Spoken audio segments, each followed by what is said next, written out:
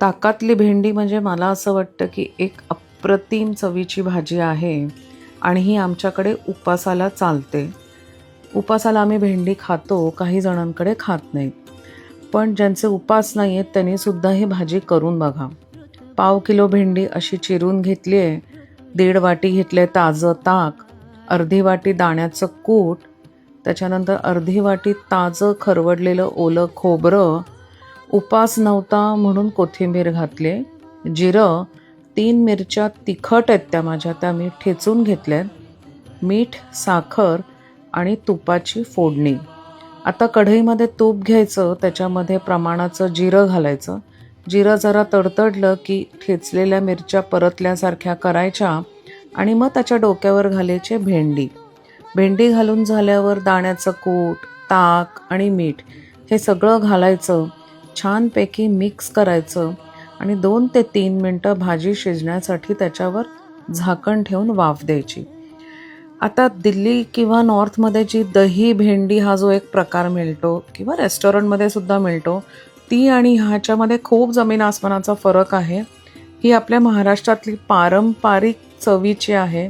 त्याच्यामध्ये दाण्याचं कूट आहे, मीठ, साखर आणि मसाले नाहीत कारण ही उपासाला चालते.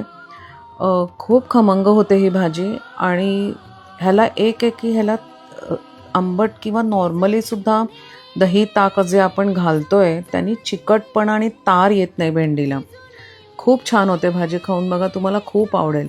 आता वाफ देऊन झाल्यावरती ह्याच्यामध्ये घातलं आहे ओलं खोबरं आणि मी भाजी जरा वेगळी काढून घेतली आहे, ज्याच्यात मी साखर घातली नाही आहे. बाकीच्या भाजीमध्ये मग मी साखर पण घातली आणि माझ्या ह्याच्यासाठी मी एक स्वीटनर घातलं आहे. तुम्ही कुठलंही स्टीविया किंवा कुठलंही घालू शकता. I usually avoid sugar nowadays. तर त्यामुळे आणि आता इथे बघा मी कोथिंबीर घातली आहे कारण उपास नव्हता. आमच्याकडे उपासाला कोथिंबीर चालत नाही. तुम्ही ही भाजी करून बघा, तुम्हाला खूप आवडेल. खूप खमंग होते आणि अशी खूप गुळचट वगैरे भाजी होत नाही. छान त्याला ताकाची चव येते, दाण्याचं कूट, तिखटपणा येतो आणि पोळीशी खायला एक अप्रतिम ऑप्शन होतो. हे बघा, ही माझं वेगळं काढलं आणि वेगळं काढल्यानंतर मी ह्याच्यात माझं जे नॉर्मल स्वीटनर जे आहे ते अगदी पाव चमचा घातलं आहे आणि मग बाकीच्या भाजीला मी साखर घातली. तुम्ही ही करून बघा भाजी, तुम्हाला नक्की आवडेल. तुम्हाला आवडली तर प्लीज लाईक करा, फॉलो करा माझं चॅनल आणि तुमच्या मित्रमैत्रिणींसोबत ते शेअर करा. खूप खूप धन्यवाद. मनापासून आभार. Bye bye.